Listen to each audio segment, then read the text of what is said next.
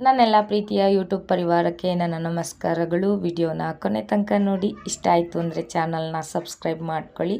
ಹಾಗೆ ಆದಷ್ಟು ವಿಡಿಯೋನ ಶೇರ್ ಮಾಡಿ, ಕಮೆಂಟ್ಸ್ ಮಾಡಿ, ನಿಮ್ಮ ಅನಿಸಿಕೆಗಳನ್ನ ಕಮೆಂಟ್ ಬಾಕ್ಸ್ನಲ್ಲಿ ತಿಳಿಸಿ ಸಪೋರ್ಟ್ ಮಾಡಿ. ವಿಡಿಯೋಗೆ ಹಾಗೆ ಲೈಕ್ ಕೂಡ ಮಾಡಿ. 8 ವರ್ಷದ ನಂತರ ಬಿಹಾರ್ನಲ್ಲಿ ನನ್ನ ಖಜಾನೆ ಬಾಕ್ಸ್ ಓಪನ್ ಆಗ್ತಾ ಇದೆ. ಅದರೊಳಗೆ ಏನಿದೆ ಅನ್ನೋದನ್ನ ಮುಂದಕ್ಕೆ ತಿಳಿಸ್ಕೊಡ್ತೀನಿ. ಅದಕ್ಕೂ ಮುಂಚೆ ಬಿಹಾರ್ನಲ್ಲಿ ಇರುವಂಥ ಕೆಲವೊಂದು ಸಂಪ್ರದಾಯಗಳನ್ನ ನಿಮ್ಮ ಜೊತೆ ಹಂಚ್ಕೊಳ್ತಾ ಇದ್ದೀನಿ. ನಮ್ಮ ಕಡೆ ಹೇಗೆ ಮದುವೆ ಆದರೆ ಹೆಣ್ಮಕ್ಳಿಗೆ ಗಂಡನ ಮನೆಗೆ ಹೋಗಬೇಕಾದ್ರೆ ಕೆಲವೊಂದು ಪಾತ್ರೆಗಳು, ಮಂಚ, ಬೀರು ಅಂತೆಲ್ಲ ಕೊಡ್ತಾರಲ್ವ, ಅದೇ ಥರ ಬಿಹಾರ್ನಲ್ಲೂ ಕೂಡ ಒಂದು ಸಂಪ್ರದಾಯ ಇದೆ. ಮದುಮಗಳು ಗಂಡನ ಮನೆಗೆ ಹೋಗೋಕ್ಕೆ ಮುಂಚೆ ಈ ಕಬ್ಬಿಣದ ಪೆಟ್ಟಿಗೆ ಮೊದಲು ಹೋಗುತ್ತೆ. ಈ ಪೆಟ್ಟಿಗೆನಲ್ಲಿ ಏನೇನೆಲ್ಲ ಇರುತ್ತೆ ಅಂತ ಹೇಳಿದರೆ, ದೇವರ ಪೂಜೆ ಸಾಮಾನು ಅಂದರೆ ತಾಮ್ರದ್ದು, ಹಿತ್ತಾಳೆದು, ಚೊಂಬು, ತಟ್ಟೆ, ಲೋಟ, ಆ ಥರ ದೇವ್ರ ಪೂಜೆ ಸಾಮಾನೆಲ್ಲ ತುಂಬಿರುತ್ತೆ. ಹೆಣ್ಮಗಳು ಮನೆಗೆ ಬರೋಕ್ಕೆ ಮುಂಚೆ ಈ ಪೆಟ್ಟಿಗೆ ಗಂಡನ ಮನೆಗೆ ತುಂಬಿರುತ್ತೆ. ನನಗೆ ಇಲ್ಲಿಂದ ತೊಗೊಂಡೋಗೋಂಥದ್ದು ಪರಿಸ್ಥಿತಿ ಯಾವುದೂ ಇಲ್ಲ. ಇಲ್ಲಿಂದ ಅಲ್ಲಿ ತನಕ ತೊಗೊಂಡೋಗೋಕ್ಕಾಗಲ್ಲ. ಹಾಗಾಗಿ ನಮ್ಮನೆಯವರು ಈ ಪೆಟ್ಟಿಗೆನ ಸುಮಾರು ವರ್ಷಕ್ಕೆ ಮುಂಚೆನೇ ಕೊಡಿಸಿದ್ರು. ನಾವು ಅಲ್ಲಿ ಇಲ್ಲದೇ ಇರೋ ಕಾರಣ ಈ ಪೆಟ್ಟಿಗೆನ ನಾವು ಮೇಲಿಟ್ಟು ಬೀಗ ಹಾಕ್ಬಿಟ್ಟಿದ್ವಿ. ಬೀಗ ಅಂತೂ ಬಿಚ್ಚೋಷ್ಟೊತ್ತಿಗೆ ಸಾಕಾಗೋಗ್ಬಿಡ್ತು. ಯಾಕಂತೇಳಿದರೆ ನಾವು ಹೋಗ್ಬೇಕಾದ್ರೆ ಬೀಗದ ಕೀನ ಇಲ್ಲೇ ಮರ್ತಿಟ್ಟು ಹೋಗ್ಬಿಟ್ಟಿದ್ವಿ.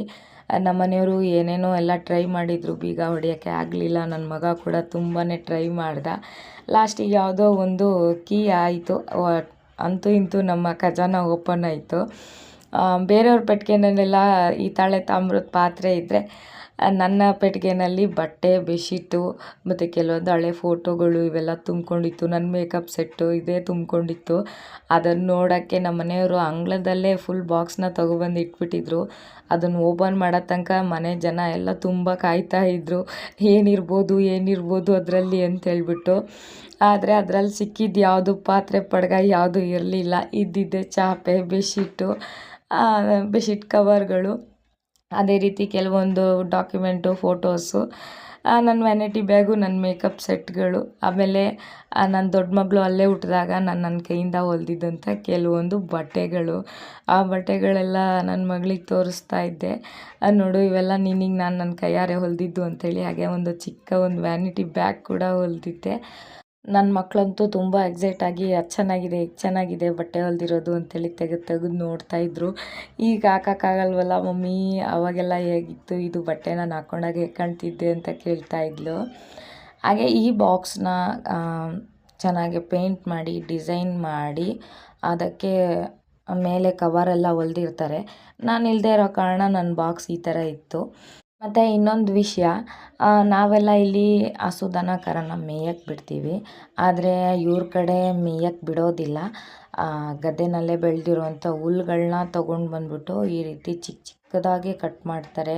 ಇದು ಕಟ್ ಮಾಡ್ಬೇಕಾದ್ರೆ ಎಷ್ಟೋ ಜನದ ಕೈಗಳು ಕಟ್ಟಾಗ್ಬಿಟ್ಟಿದೆ.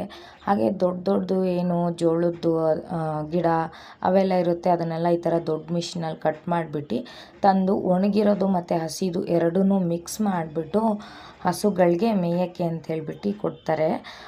ನಮ್ಮ ಮನೆಯಲ್ಲಿ ಹಸು ಇಲ್ಲ, 2 ಎತ್ತು ಇದೆ. ಯಾಕಂತ ಹೇಳಿದರೆ ಗದ್ದೆನಲ್ಲಿ ಕೆಲಸ ಮಾಡಬೇಕಲ್ಲ, ಹಾಗಾಗಿ ಇಟ್ಕೊಂಡಿದ್ದಾರೆ.